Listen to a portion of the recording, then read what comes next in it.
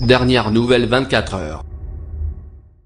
Le numéro 2 de l'exécutif cubain Miguel Díaz-Canel a été élu pour succéder au président sortant Raúl Castro.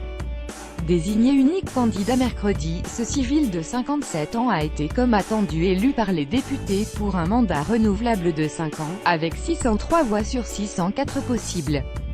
Soit 99,83% des suffrages, a annoncé devant l'Assemblée la présidente de la Commission nationale électorale Alina Balseiro, confirmant une information divulguée un peu plus tôt par les médias d'État. Numéro 2 du régime depuis 2013, cet homme du système au profil plutôt discret s'est peu à peu imposé aux côtés de Raúl Castro, 86 ans après avoir gravi dans l'ombre les échelons du pouvoir.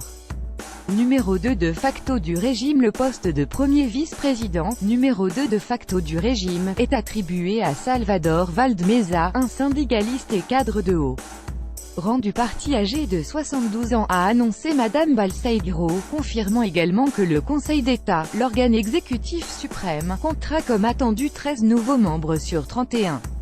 Depuis la révolution castriste, la fratrie Castro a écrit une histoire unique de coopération au sommet, parvenant à résister à l'adversité de la superpuissance américaine et à l'effondrement du partenaire soviétique.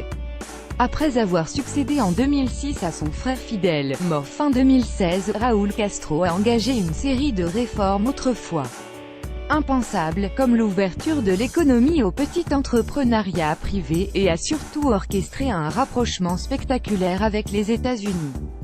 S'il quitte la présidence, il n'abandonne toutefois pas totalement les rênes à son successeur, puisqu'il doit conserver ses fonctions de secrétaire général du puissant Parti communiste de Cuba, PCC, jusqu'en 2021, l'année de ses 90 ans.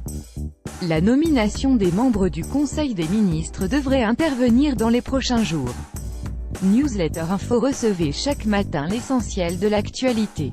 OK, ne plus afficher multiplier.